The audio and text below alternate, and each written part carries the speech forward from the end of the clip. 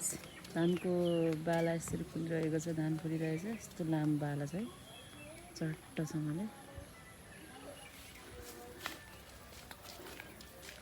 Guys धानको बाला यसरी फुलिरहेको छ। धान फुलिरहेछ यस्तो लामो बाला छ है चट्टसँगले। यो चाहिँ अर्जुनधारा 5 झापामा रहेको सेड्डु छोइलिङ गुम्बा यो हाम्रो गुम्बा हो।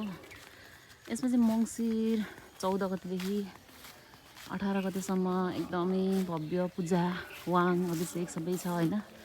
विभिन्न टुलको मेमेहरू आउनुहुन्छ। त्यसको लागि हाम्रो मिटिङ भइरहेछ।